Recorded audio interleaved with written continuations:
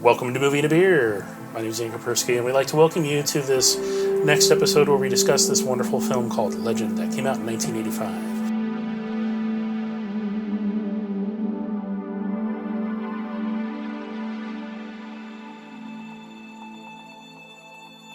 We had a couple of really interesting beers to try with it. First one was Orange Whip, which is a hazy IPA, and the second one was Ex Novo's Movie Madness Pale Ale. As we think about this wonderful film called Legend that came out back in 1985, this was directed by Ridley Scott, and you all know him from Aliens, and this was one of the films that he did shortly after that. Now, we do have some amazing actors that don't really do a lot of acting and just a lot of running around with skimpy clothes on. And this film takes place in a fantasy or sci-fi, not really sci-fi, but it does have Ridley Scott's fingerprints all over it. The good versus evil synopsis, you have darkness, which is personified by a wonderful actor named Tim Curry, who you all might have heard of. And he is covered head to toe in a body outfit that looks like a demon or darkness. He's not red in all of the all of the scenes that he's in, but he is pretty red. Very, very big, cute horns. And, we decided to pick the movie because, Blake had not seen it yet. Surprisingly enough. This is right up my alley. Just fantasy, elves, Tim Curry. It's got all the ingredients that would make me want to watch a movie. And I never even heard of it. I remember it when I was probably 9 or 10 seeing it. And I remember it being really visually powerful. Like there were some scenes that were just looked really scary, and I think the production value on some of these shots were actually pretty good. Oh yeah, I was a little scared I was a little scared for some scenes. It's at points a gorgeous movie. The snow looks a little bit fake, but otherwise it looks like styrofoam. It looks like styrofoam. It doesn't melt. It just sits on everything. The forest that it takes place in looks really realistic. The animals that they have in it, the actual real live animals, because they are real live animals, look really gorgeous. Beautiful, beautiful horses that portray the unicorns. And plot spoil, the unicorns are the holder of all magic. So what? If they disappear or die or get their horn cut off, darkness has a chance to come out and take over the world. And that's not what we want to have happen. The unicorns were very magical. Yes, they look beautiful. They were so magical. In fact, I think they had to reuse a few of the shots. They did. You just can't recreate magic like that. You can't. But the plot of the story, the plot is just amazing. It is typical boy meets girl or boy knows girl. Girl wants boy. Girl challenges boy. Boy has to stand up and say, "Hey, I can do this," and then the girl goes off and screws it up. That's silly. How often does that happen in fantasy movies? I guess often enough. It's pretty standard. It's a good trope. Sure, I don't remember that from Lord of the Rings, but unless you replace girl with Samwise, then yeah, sure. Yeah, well, he was sort of his, companion. There were some good elves in that one too. Mm-hmm. Hey, it reminds me, we were trying to figure out which of the short, I guess, elven people or halflings, or I couldn't even tell what they were. Gnomes? Gnomes, maybe? They kind of look like gnomes. They had big pointy ears, but they were about 2 feet off the ground. Which of them were previously Oompa Loompas or had played Ewoks? Did we figure it out? I think you said one of them played an Oompa Loompa. We were thinking but that he was did. That was in the more recent version. I thought one of them was Deep Roy, but I mistaken another fantasy film from this era. There was a lot of great fantasy films from this era. The 80s. The 80s had a lot of good fantasy going on. There was Neverending Story. Yes. There was Cruel. Yep. Yeah. Dune. Yep. Willow. Willow. Yep. Masters of the Universe. Oh, yeah. Remember that one? Yep. The He-Man movie. Frank Langella took that role solely because his kids loved the property. But I thought Deep Roy was in this movie, but he was in the Neverending Story. Yeah. So, Blake, you have any trivia for us? Oh, aside from the Frank Langella thing? I mean, I guess. I'm not looking at anything on my phone. I'm totally thinking of this off the top of my head. Yes. I actually do have some trivia because I read about it earlier. So the horses, this was filmed partially in Spain, and the horses were from a ranch in Spain, and you can see the C that is used in the branding in one of the scenes. If you look closely at the horse's butt, not at Tom Cruise's butt, not at Lily's butt, not at any of the characters' butts. There's a lot of butt in this. There's a lot of fairy butt in this film. look at the horses, and you'll notice that, yes, there's a male and a female, and they do interchange shots with them. They both have the same kind of horn, but one of them has a big C on its left rear hindquarter, or butt cheek. Now, Dan, there weren't any horses in the movie, though. It's all just a unicorn. Oh, Unicorns. no. Oh, yes.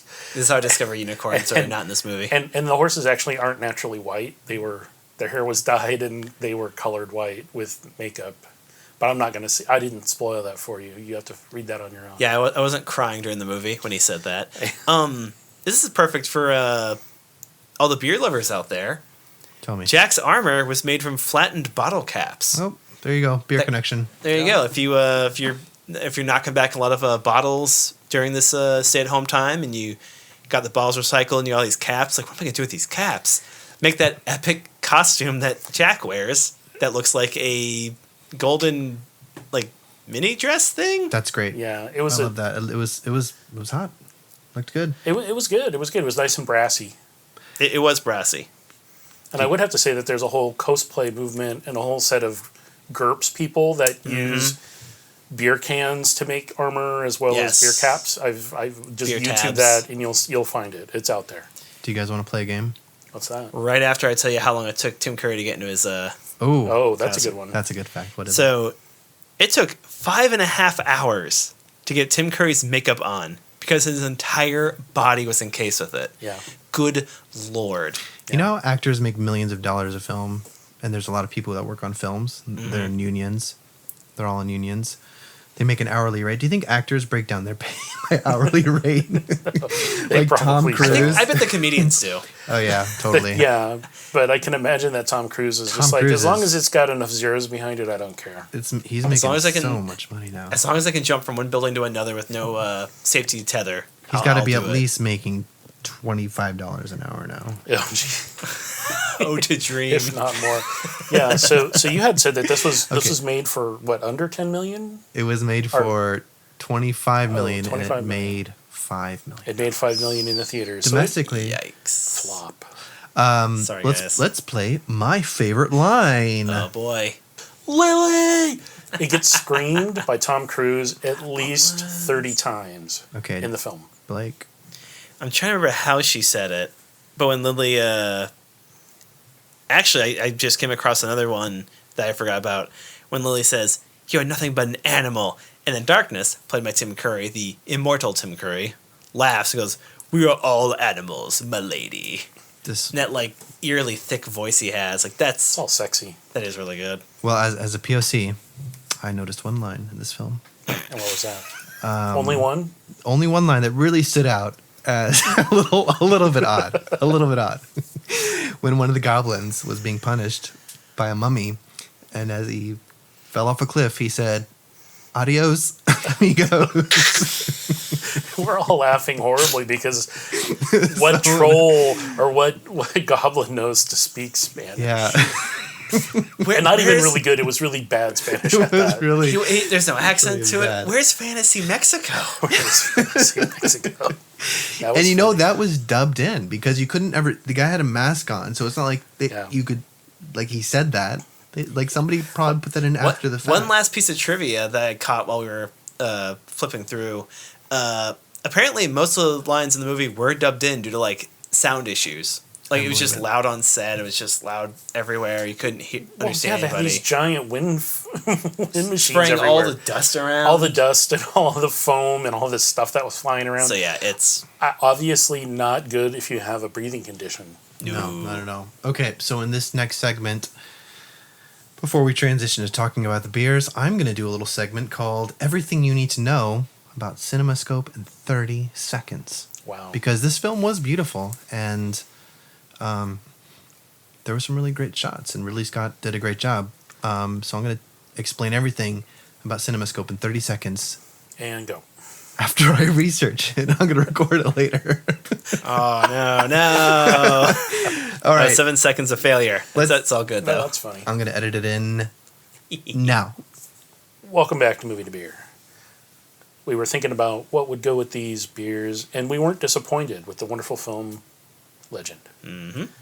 So now we're going to talk about those beers. The two beers that we did at least enjoy while at the beginning of the film and then partway through the film. Mm-hmm. The first one was by a local brewery here in Portland, Oregon named Ex Novo. Yay! And it was, we were there picking up food earlier and Blake saw it and it was a Movie Madness Pale Ale. And for those that live in the Portland metro area may have heard of this wonderful institution called Movie Madness. But what about those who don't live in the Portland metro area? So there's this thing called the video rental store that still exists. I love it. There's like one Blockbuster left in the In Bend, Oregon. in Bend, Oregon. There's shirts that say so. I need to buy one. I think they actually closed. I think they might have. I think the last one is up in Alaska. No, I think it was in Australia and Bend or something like that. Yeah. I'm not going to Australia. I mean, or Alaska. Right. So Movie Madness is this, what used to be considered a mom and pop shop. So they had all kinds of really cool films, all kinds of different genres that you wouldn't find in a normal video rental store or anywhere else. They also have a bunch of movie trivia and really cool paraphernalia and things from films, including like the Ruby Red Slippers. They had one of the versions. She didn't have just one pair. For anyone who's not familiar with one of the most classic films ever, we're referring to The Wizard of Oz and Dorothy's Ruby Red Slippers. Yes. They have one of those. So they have these glass cases that have the movie stuff, be it a prop or a costume or a picture from it or whatever. And this is throughout the store. And then they have their alphanumeric within each of the genres. So there's like psychotropic and fantasy gore and just these weird subcategories. And Western noir. Just an amazing place. And the Ex Novo paired up with them and made this really good pale ale called Movie Madness Pale Ale. It's a 5.6%. This is a really traditional West Coast pale. Not very hoppy. It does have some citrus and some spruce notes. It to me is kind of lacking a little bit in the malt body, but balanced enough. That's exactly what I was going to say, the malt body. The malt body, it was carbonated. Why is body. beer so funny sometimes? I was going to say the Balt Madi, but Malt Madi, yeah. Sorry.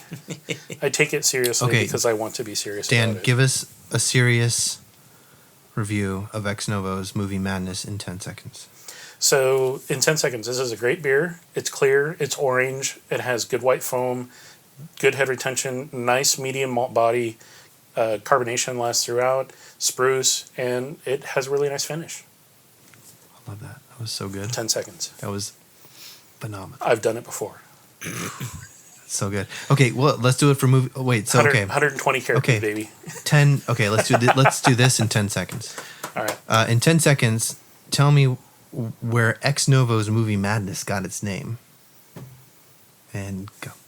So Ex Novo paired up with this wonderful location here in Portland, Oregon called Movie Madness. And Movie Madness is a long-standing mom-and-pop video store, and they really wanted to just kind of embrace the love of Movie Madness.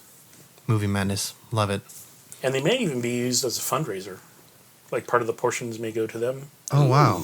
Because they've had problems like, well, obviously right now it's a video store, It's a video store, so it's rentals. So it may have come out as a support for them. They should figure out a way to upload the movies so we can. Well, then they just be another. I mean, after watching Rad, which. Oh no! Can they? Yeah, they should do that. Did we release that episode? Are we what? We released that, right? Or not yet? No. Rad?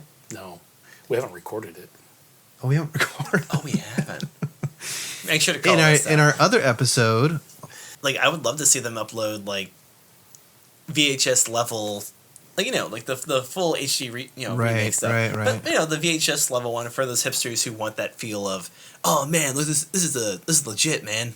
Wow. Well, there's a food cart pod right next to it, so you could actually like take your laptop if you have a laptop that's got like a DVD drive, rent the movie, then sit in our parking lot, get food from the food cart pod, and watch the film right there. So it's kind of like online upload, but not online. So what about the other beer? The second beer that we enjoyed while watching the wonderful movie Legend was a beer by a local brewery called Fortside Brewing out of Vancouver, Washington, and it was called Orange Whip.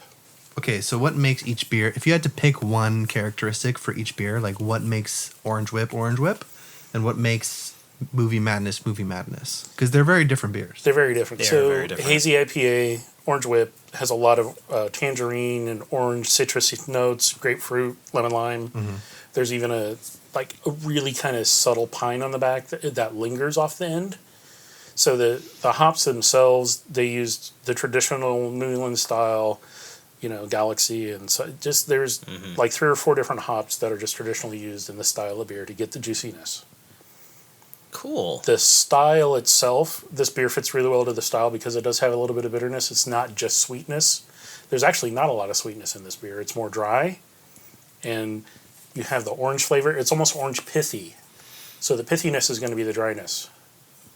If you were to walk up to a stranger using only beer jargon, what would you say to them? I would say, hey, do you want a really medium-bodied, strong-flavored orange beer? Yeah, It's going to dry you out. That's great. Yeah, bro. Definitely, I want that. Yeah. And then Are they there sunglasses on the can? There are. So and then they smash your we brick on their can head. talk a little bit about that. So they got permission from John Candy's family and estate It's amazing. to utilize his imagery both in their label and the naming of it. So And for those of you who might be lost, it's a reference to the classic film Blues Brothers, yes, where John Candy's character, at one point in the film, I won't say when, places an order and winds up saying the phrase, 3 orange whips. orange whip, orange whip, orange whip, 3 orange whips, and they actually have the picture of him from the film in some of their marketing and advertising materials. It's amazing, and they've got him with the sunglasses on the cover of the can. So good. It's all about John Candy. And what makes Ex Novo's movie madness? Why does it stand out from other beers like it? So it's got a really strong hop presence versus some pale ales don't have as strong of a hop presence. So What's a hop presence? a hop presence would be the bitter and acidity and just the flavors of the hops. This is a little bit more balanced, more malty to balance out the bitterness, even though the pine flavors are there.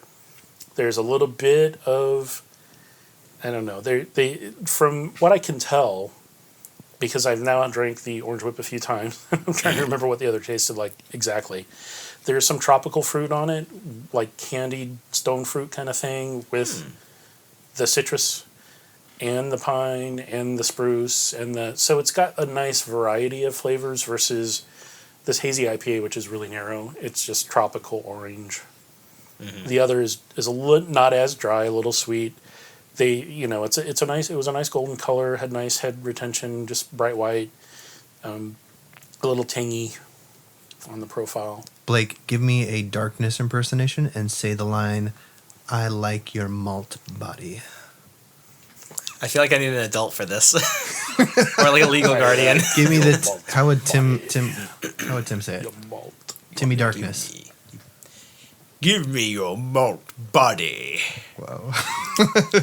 Bought it. The key is to talk like you have food in your throat.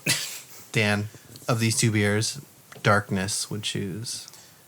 Oh, he would definitely not pick the Orange Whip because it's fruity and special and bright. And the other one, which is just more of a traditional, danky, not danky, but it is a West Coast style. So it's more what I would say apropos to the vibe in the forest, and it's more naturey. Oh, I truly prefer this movie madness. But also, orange whip, 3 orange whips. 3 orange whips. I'm losing it towards the end. What should we watch in our next episode? Are we going to ever record our Let's previous episodes? Hey guys, I know what we should watch. Let's watch Rad.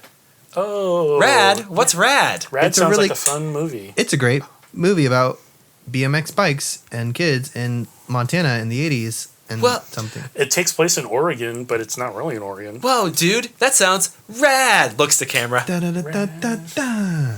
Yeah, no, I think we're going to start as our season 2 of Movie and Madness progresses. And welcome to season 2 of Movie Madness. Oh. Yeah, I heard that too. It's like, wait a minute. And welcome to season 2 of Movie and a Beer. Thank you for listening, and always drink responsibly. And please note the opinions expressed during the taping of this podcast are those of the hosts. And if you don't hydrate, You dihydrate. yes. Say goodnight, Darkness. All right. Good night from the land Good night, of movie darkness. beers. Sorry, I didn't know which. I don't want to go. Sorry. Hello, darkness, my old friend. That Tim Curry should do a spoken word of Simon and Garfunkel songs Oh my god. in that voice. I would pay for that. The writing, so much money. the writing in this movie was horrible. It was just not bad. It was just not present. It was really bad. There was no writing. Okay. Did they ad-lib it? I think they did. They must have ad-libbed it. You know what it sounded like? It sounded like they were reading the stage direction. It did. It really did. It was He did say sit a lot. Look, stage left. Walk past the camera, my fairy goblin.